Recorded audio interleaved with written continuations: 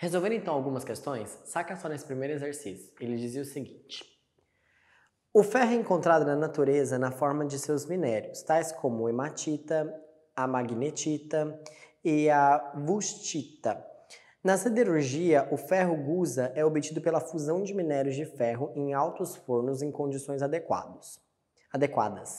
Uma das etapas nesse processo é a formação do monóxido de carbono, o CO, gasoso. É utilizado para reduzir o óxido de ferro conforme a equação química. Então você tem óxido de ferro reagindo com CO, formando ferro metálico mais dióxido de carbono. Considere as seguintes equações termoquímicas. Então ele deu cada equação termoquímica e deu as variações de entalpia dessas reações. Tudo bem? Bom, ele virou e falou assim: o valor mais próximo da variação de entalpia em kJ por mol de óxido de ferro para a reação indicada entre o óxido de ferro e o CO é... Bom, pessoal, o que nós temos então? Ele deu pra gente várias reações que eu acabei escrevendo aqui no quadro, kJ por mol, a unidade, certo? E ele quer que a gente descubra a variação de entalpia dessa reação. Pessoal, lei de Hess. Nós vamos ter que manipular essas equações aqui para chegar nessa equação.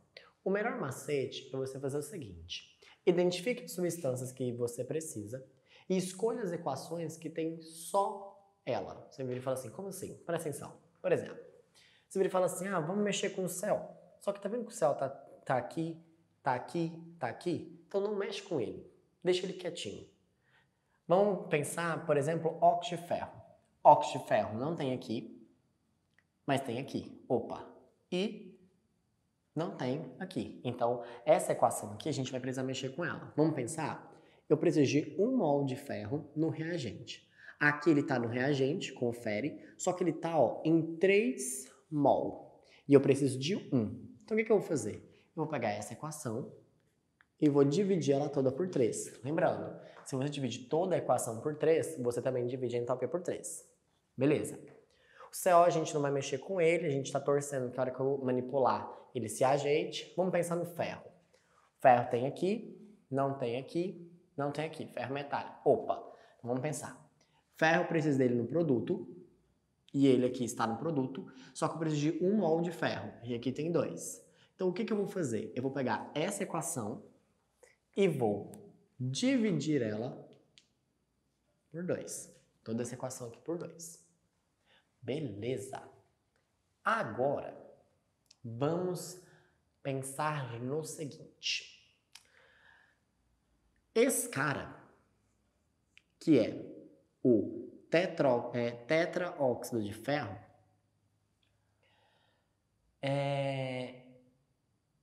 nós temos que pensar o seguinte com esse cara aqui. Nós temos que dar um jeito de cancelar ele. Por que a gente tem que dar um jeito de cancelar ele? Porque ele não está aqui, nesse processo global. E se a gente for parar para pensar, esse cara aqui também não. Olha aqui. Então o que nós vamos fazer? Nós temos que dar um jeito de organizar para, ir cancelando esses caras. Se eu pegar, por exemplo, essa equação aqui a gente dividiu por 2. Então aqui, vai ter meio desse cara. E aqui, a gente tem 3 meios. Que número eu multiplico por 3? Vamos pensar. Que número eu multiplico por 3 para chegar em 1,5? Opa! 1/6? Então, multiplicar por 1/6 seria pegar essa equação toda aqui e dividir por 6? Será que se fazendo isso, eu consigo chegar na equação global? Eis a pergunta. Então, a gente pensou todos esses raciocínios aqui, só que a gente vai ter que aplicar e ver se a gente chega nessa equação. Vamos ver? Pega a primeira equação e divide toda ela por 2. Dividindo toda ela por 2, eu não vou ter isso aqui, meio de Fe2O3 mais 3 meios. Vamos pôr em números decimais, que eu acho que fica fácil, mais fácil de visualização. Então aqui ficou meio, 3 meios é a mesma coisa de 1,5 de CO, formando pra gente 2 dividido forma 1 de ferro, mais 3 dividido por 2, 1,5 de CO2. O ΔH dessa reação, 2 dividido por esse valor, vai dar menos 12,5. Show! A gente pegou essa equação e dividiu toda ela por 3. 3 dividido por 1. 3 dividido por 3, desculpa, já falei a resposta. 1. Mais 1 dividido por 3 dá 0,30. Vai, 0,3 aproximadamente. De CO2. Formando ali pra gente 0,3. Porque 1 dividido por ele, né? 0,3 desse cara. Mais 0,3 de CO. Isso aqui dividido por 3 dá menos 12.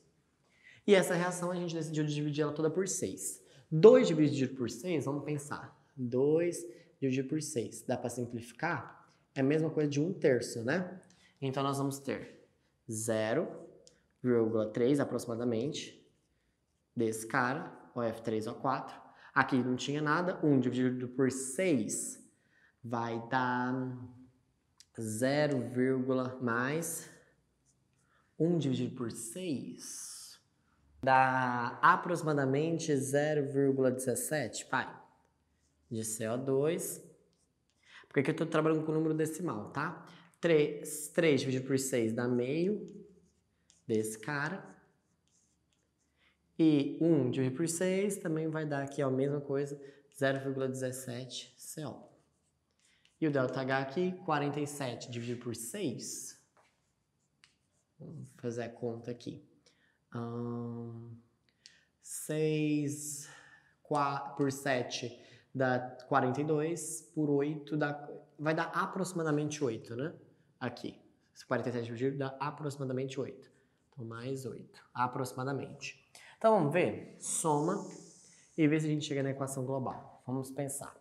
Ó, 0,3 desse cara, com 0,3 desse, cancelou. Opa, bom demais. Outro ponto importante, meio desse cara, com meio desse cara, cancelou, de boa. Agora, vamos pensar. Aqui a gente tem 1,5 de CO, aqui tem 0,3 de CO2, com 0,7, dá aproximadamente 0,47, ou seja, meio, se a gente somar aqui, ó. Porque aqui, o que aconteceu? Aqui tinha ficado vamos pensar em fração, eu acho que vai ficar mais fácil. 1/6 e aqui é 1/3, né? 1/3 com mais 1/6 dá meio. Faz a conta aí pra você ver. 1/3 com mais 1/6 dá meio. Então, ó, corta. 1,5 menos meio que tinha aqui, sobrou o quê? 1 de CO2. Aqui eu tô provando para ver se vai chegar nessa equação. E agora, ó, mesma coisa. Você tem, ó, meio de CO aqui, tira de 1, então sobrou 1 CO. Então, o que a gente ficou?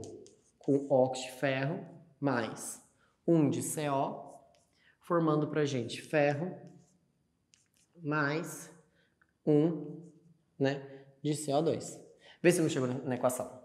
Então, beleza. Então, as operações que eu fiz, eu cheguei na equação que eu queria. Logo, se eu somar as entalpias, eu vou chegar na reação, na entalpia que ele quer. Então, menos 12 com menos 12,5 com menos 12 vai dar menos 24,5.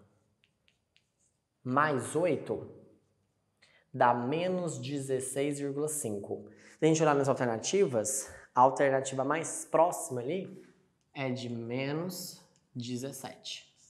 Ou seja, letra B de bola. Um exercício um pouquinho meio tenso, hein? Mas o que acontece? Eu tenho alunos que não fazem isso aqui. Que confia. Como assim? Ah, eu precisava de ferro.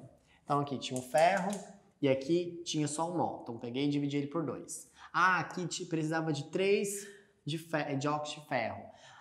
Desculpa, precisava de 1 de óxido de ferro e aqui tinha 3. Então pega essa equação e divide por 3. E aqui, eu tinha que cancelar esse cara com esse cara aqui. Então, como aqui eu já tinha 1/3 por conta da minha divisão, então bastava eu pegar essa equação e dividir por 6, porque aí eu ia ter 1/3, cancelava, e quando eu somasse daria a reação. O que acontece? Se você confia, vai.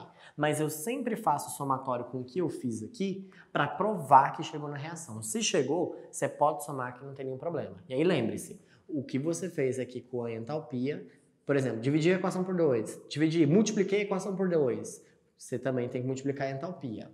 Ah, eu inverti, porque, por exemplo, aqui a gente deu a sorte, né? Por exemplo, eu queria ferro e o ferro estava no produto. Ah, eu queria óxido de ferro no reagente, ele estava no reagente. Foi de boa aqui, tranquilo. Só que o que acontece? Suponhamos que eu queria óxido de ferro e ele me deu uma reação que ele tivesse no produto. Bastava você inverter. Mas se você inverte a reação, você troca o sinal da entalpia. Belezinha? Vamos então para um próximo exercício. Olha esse exercício. Esse exercício diz o seguinte: por meio de reações químicas que envolvem carboidratos, lipídios e proteínas, nossas células obtêm energia e produzem gás carbônico e água. A oxidação da glicose no organismo humano libera energia conforme ilustra a equação química, sendo que aproximadamente 40% dela é disponibilizada para a atividade celular. Então tem lá a reação com a entalpia dela. E aí deu as massas molares. Ele virou e falou o seguinte: na oxidação de 1 grama de glicose, a energia obtida para a atividade muscular em kJ é mais próxima de... Bom, o que nós temos que fazer aqui então? Ele quer saber qual que é a energia liberada em 1 grama de glicose e que vai estar disponível para a atividade celular. De acordo com o exercício, o que nós temos? 1 mol de glicose liberam essa quantidade de energia. Então escreve 1 mol de glicose libera pra gente 2.800 kJ. Beleza. Só que 1 mol de glicose tem quanto em massa? Aí você fala assim, João Vitor, como é que eu vou saber disso? Massa molar. Aí, tá vendo que ele deu as massas do carbono, hidrogênio e oxigênio? Então, ó, o carbono vale 12, então 6 vezes 12. O hidrogênio vale 1, então 12 vezes 1. E o oxigênio, ó, são 6, cada um 16. Então, o que nós vamos ter? Aqui é 72, aqui vai dar 12 e aqui vai dar 96. Quando você somar, vocês vão ver que a massa molar da glicose é 180 gramas por mol. Ou seja, substitui 180 gramas de glicose liberam pra gente 2.800 kJ. Se eu tenho 1 grama, qual que é a quantidade que vai liberar? X. Resolve. Quando você resolver essa conta, você vai achar aproximadamente 15,6 kJ. Aí você fala, opa, já tem alternativa, tranquilo. Opa, então cuidado. O exercício perguntou a energia disponível para atividade celular. De acordo com o enunciado, dá uma olhadinha de novo na questão. Lá no finalzinho do texto, ele vira e fala o seguinte, ó, que conforme a ilustra a equação química, sendo que aproximadamente 40% dela é disponibilizada para a atividade celular. Então, essa energia toda é liberada. Então, ela equivale a 100%. Aquilo que é disponibilizada para a atividade celular é 40%. Quando você fizer, vamos chamar aqui de Y, quando você fizer essa conta, 40% desse valor, você vai achar aproximadamente 6,2 kJ. Logo, a alternativa correta, letra A. Então, muito cuidado com a interpretação do texto, viu? Ele perguntou qual que seria disponível, então a gente teria que descontar aqui os 60%, que é utilizado para outros fins. Belezinha? E lembre-se, a proporção estequiométrica da reação, ela está totalmente ligada com a entalpia liberada, certo? No caso aqui, 1 mol de glicose libera aquela energia, 6 mols de oxigênio aquela energia, 6 desse cara aquela e 6 daquela energia, tudo bem? Então, 1 mol de glicose com a proporção que é 1, liberou 2.800. 1 mol, de acordo com a massa molar, nós vimos que tem 180 gramas, então liberava essa quantidade de energia. Qual que era a quantidade liberada em 1? Tudo bem? João Vitor, aqui você não pôs sinal. Eu não pus porque eu tô falando liberando. Mas não tem problema, pode pôr o negativo aqui, tá bom? Bom, vamos fazer mais um exercício. Presta atenção no próximo. O próximo exercício diz o seguinte: o sulfeto de mercúrio foi usado como pigmento vermelho para pinturas de quadros e murais. Esse pigmento, conhecido como vermilion, escurece com o passar dos anos, fenômeno cuja origem é alvo de pesquisas. Aventou-se a hipótese de que o vermelhinho seja decomposto sob a ação da luz, produzindo uma fina camada de mercúrio metálica na superfície. Essa reação seria catalisada por íon cloreto presente na umidade do ar. Então, seria catalisada por esse cara. Lê o que a questão pede. Segundo a hipótese proposta, o íon cloreto atua na decomposição fotoquímica do vermelhinho, letra A, reagindo como agente oxidante, B, deslocando o equilíbrio, C, diminuindo a energia de ativação, D, precipitando o cloreto de mercúrio e E, absorvendo a energia de luz visível. Gente, catalisada por esse cara. Qual que é a única função de um catalisador? Diminuir a energia de ativação. Consequentemente, a alternativa correta fica como sendo letra C. Primeiro, porque na última linha do texto, olha lá, lê de novo a questão, ó, seria catalisada por íon cloreto. Então ele não é consumido, a concentração dele não vai mudar, certo? E um outro ponto muito importante, ele aumenta a velocidade da reação porque ele diminui a energia mínima necessária. Belezinha? Vamos fazer um próximo exercício. O próximo exercício diz o seguinte: o odor que permanece nas mãos após o contato com o alho pode ser eliminado pela utilização de um sabonete de aço inoxidável, constituído de aço inox 74%, crômio e níquel. A principal vantagem desse sabonete é que ele não se desgasta com o uso. Considere que a principal substância responsável pelo odor do alho é a alicina, a estrutura 1, e que para que o odor seja eliminado, ela seja transformada na estrutura 2. Na conversão entre 1 em 2, o sabonete atuará como... Gente, qual é a chave dessa questão? Volta. Olha lá, ó. A principal vantagem desse sabonete é que ele não se desgasta com o uso. Peraí, não se desgasta com o uso? Catalisador. Ele não é consumido. A sua concentração não se altera. Logo, na conversão de 1 em 2, o sabonete atuará como... ácido, redutor, eletrólito, tensoativo ou catalisador? Catalisador. E de onde que você tira essa informação? Porque no texto falou que ele não mudava a sua concentração. Ele não era consumido. Belezinha? Vamos resolver então a saideira. Olha esse outro exercício. Ele diz o seguinte: o gás hidrogênio é considerado um ótimo combustível. O único produto da combustão desse gás é o vapor de água, como mostrado na equação química. H2 reagindo com O2, formando 2 mols de água. Um cilindro contendo 1 kg de hidrogênio contém 1 kg de hidrogênio e todo esse gás foi queimado. Nessa reação são rompidas e formadas ligações químicas que envolvem as energias de acordo com o quadro. Então a energia para HH, HO e o O dupla O. Qual que é a variação de entalpia em kJ da reação de combustão do hidrogênio contido no cilindro? Então vamos lá. Primeiro ponto, reação química. E ele quer saber qual foi a variação de entalpia para o hidrogênio contido no cilindro. A massa do hidrogênio contida no cilindro é 1 kg. Então ele quer saber qual foi a variação de energia para essa massa. Para isso, a gente precisa saber a variação de energia de entalpia dessa reação. E como é que a gente vai calcular? Por meio das energias de ligação que ele nos deu. De acordo com o que eu expliquei para vocês, a variação de entalpia é igual ao somatório das energias de ligação. Quais ligações nós temos aqui? H2 é um H com H. O2 é O dupla O. E a água é uma ligação OH e outra ligação OH. Então, o que vai ser a entalpia dessa reação? A entalpia dessa reação vai ser uma energia do H, certo?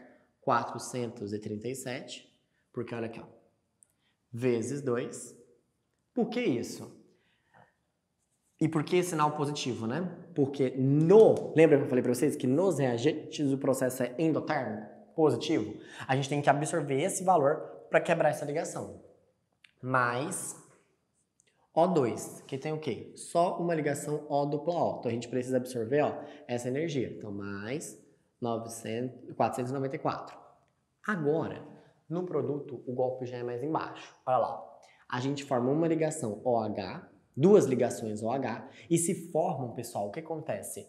A energia vai ser liberada. Então vai ser menos 493. Por que menos? De novo, porque no produto o processo é exotérmico. Você forma a ligação. Se você forma a ligação, a energia é liberada. E aí vamos lá. Quantas ligações são formadas? 2. Então por isso nós multiplicamos por 2.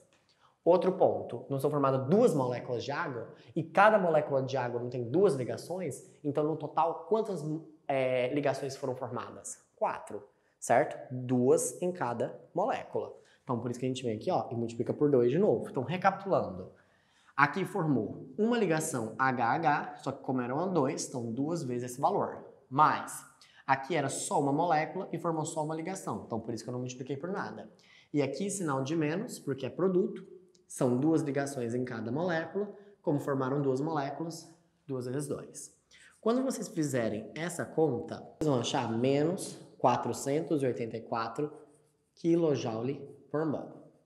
Ou seja, essa energia liberada em 2 mol desse cara.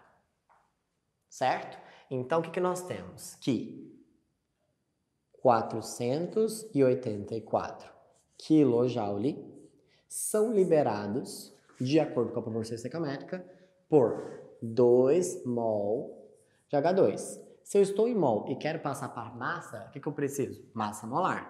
De acordo com o enunciado, a massa molar desse cara é 2 gramas por mol. O que isso quer dizer? Que em 1 mol dele eu tenho 2 gramas. Só que ali eu tenho só 1 mol? Não, eu tenho 2. Então eu dobro. Logo, 4 gramas. Então anota, 484 kJ são liberados em 4 gramas. Beleza. Só que o exercício não perguntou essa energia liberada nessa massa. Ele quer saber qual energia para consumir a massa que está no cilindro. 1 kg. Se eu quero transformar para grama, multiplica por 1000. Ou seja, eu tenho 1000 gramas. Resolve essa regra. Quando você resolver essa regra, você vai achar 121.000 kJ. Então, qual que é a energia liberada para consumir todo o hidrogênio contido no cilindro? Menos 121.000 kJ. Belezinha?